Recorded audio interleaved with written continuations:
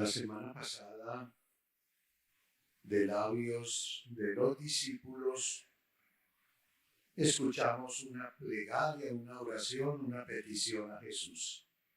Señor, aumentanos la fe. Hoy encontramos otra súplica, en este caso de 10 personas que están afligidas por la enfermedad de la lepra. La lepra no solamente es una enfermedad física, un cáncer de la piel, por así decirlo, sino que también era leída, interpretada como un castigo divino para aquellos que padecían la enfermedad. Y un castigo fruto del pecado, de acciones que iban contra Dios. Y por tanto, en esa época, quien padecía la lepra, que a su vez era contagiosa, eran rechazados, expulsados de la comunidad. Nadie podía relacionarse con ellos porque a su vez si se relacionaba con ellos quedaba, como dicen, empecatados, o sea, se contagiaban del pecado, quedaban contaminados. Así esta figura nos muestra que ellos desde la distancia se dirigen a Jesús. Y Jesús ha hecho algo maravilloso en otros pasajes. Toca al que ha estado enfermo de la lepra. Toca a aquel que padece ceguera o que no puede caminar. Jesús toca, se acerca a aquel que la sociedad en general rechaza. Ante esta súplica, Señor, ten compasión de nosotros, Jesús les dice, vayan donde los sacerdotes. Pero en el fondo, Jesús, al darles esa indicación, ya había realizado en ellos el milagro de la curación. Ir donde el sacerdote significa ir ante aquel que los habría de acoger, de bendecir, de reconciliar, de purificar. Ciertamente que nosotros hoy pudiéramos hablar de otras clases de lepra, no solamente la enfermedad física, que en Colombia prácticamente ha desaparecido ese tipo de enfermedad, pero han aparecido otras dolencias que todos conocemos en el cuerpo y en el alma. Pero sobre todo tenemos esa lepra espiritual, que es un cáncer que nos está destruyendo, que no permite que nos respetemos los unos a los otros, que hace casi imposible avanzar hacia la reconciliación plena. Ese cáncer es el del pecado, es la lepra del pecado, que nos divide, que nos polariza, que, repito, nos hace ver al otro no como el hermano, sino como el adversario al cual es necesario eliminar, así como a los leprosos de la época. Los miraban como los contaminados que hay que echar fuera, así nosotros muchas veces hoy, al que piensa distinto, lo queremos hacer a un lado, eliminar. De hecho, sigue generándonos a nosotros mucho dolor, como sigue un número muy alto de asesinatos en lo que llevamos en Cali y en todo el país y en el mundo entero. ¿Cuánta gente muere víctima de la violencia en el mundo y en nuestro país, en nuestra carne? Esa es la lepra que necesitamos pedirle al Señor, que de la cual nos sane. Señor, ten compasión de nosotros. Esa es nuestra plegaria hoy. Ten compasión de nuestra Cali, ten compasión de nuestra patria, ten compasión del mundo entero, porque nos estamos destruyendo. Pero Jesús, como lo acabamos de escuchar, en el texto de Pablo a Timoteo, es siempre fiel y escucha y está atento a nuestras necesidades. Él no puede, dice el texto, negarse, traicionarse a sí mismo. El nombre de Dios es fidelidad, el nombre de Dios es amor, el nombre de Dios es clemencia, es misericordia, es compasión. Él es compasivo y misericordioso, lento a la ira, rico en clemencia. Así entonces, Jesús, ante estos que claman compasión y sanación, se compadece de ellos. Es decir, la compasión en el término bíblico es dolor desde las entrañas. Y para Jesús, la súplica de estos leprosos no fue indiferente.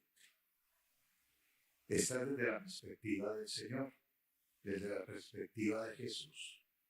Pongámonos en el lugar de los leprosos. ¿Qué buscaron ellos con esa súplica?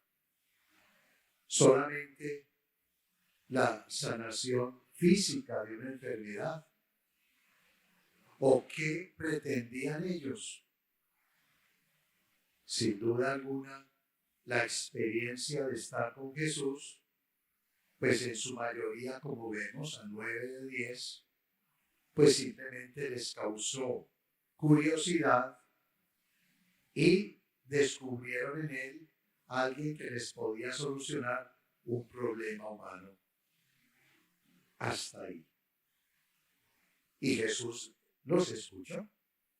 Y ellos hacen parte del grupo de los que siguen a Jesús. Pero no todo el que sigue a Jesús se salva. El seguimiento de Jesús implicará también una conversión personal. La semana pasada, en torno de esa petición de la fe, comentaba, y hoy nos viene muy bien repetir esa reflexión, cómo no todo el que me dice Señor, Señor, entrará en el reino de los cielos. Así de simple. Solamente ¿quiénes? Aquellos que escuchan la palabra y la cumplen. En esa comparación, estos 10 que estaban con el grupo de discípulos escuchando a Jesús, fueron sanados, recibieron una palabra de aliento y fueron curados. Mas no todos se salvaron. O sea, hacían parte de los que siguen a Jesús, como nosotros un día fuimos sanados, se nos puso se puso en nuestras manos la vida nueva con el bautismo. Pero el hecho de ser bautizados, de ser curados, no quiere decir que nos hemos salvado. Esto es lo que pasó con estos 10 discípulos y estos 10 leprosos, estos 10 seguidores del Señor, donde fueron todos sanados de la lepra, mas solo uno se salvó espiritualmente. Aquel que descubrió en Jesús al Maestro, al Hijo de Dios, y no solamente al curandero que me hizo un milagro en beneficio propio. ¿Ven la diferencia? Por eso este mensaje puede ayudarnos a nosotros a hacernos una pregunta. ¿Quién es Jesús para mí? ¿Solamente aquel a quien yo busco para que me solucione problemas? ¿O será aquel a quien busco para que me dé la vida eterna? Nosotros de pronto, sin darnos cuenta, podemos tener o reducir nuestra fe a una fe milagrera, piadosa sí, pero que no toca nuestras vidas. El samaritano, el extranjero, reconoce que ese Señor no solamente le curó una enfermedad, sino que le mostró el camino de la vida. Seamos como este extranjero, que a su vez con el pasaje bíblico nos está diciendo de que la salvación es universal, se le da a todos. judíos, extranjeros, a todos.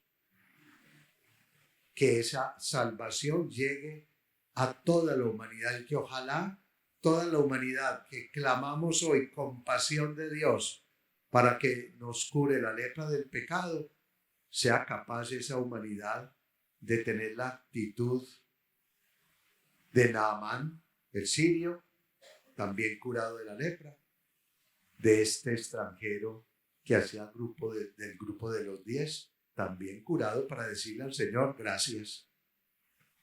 La gratitud abre puertas. La gratitud ensalza a aquel que reconoce una acción especial en su vida.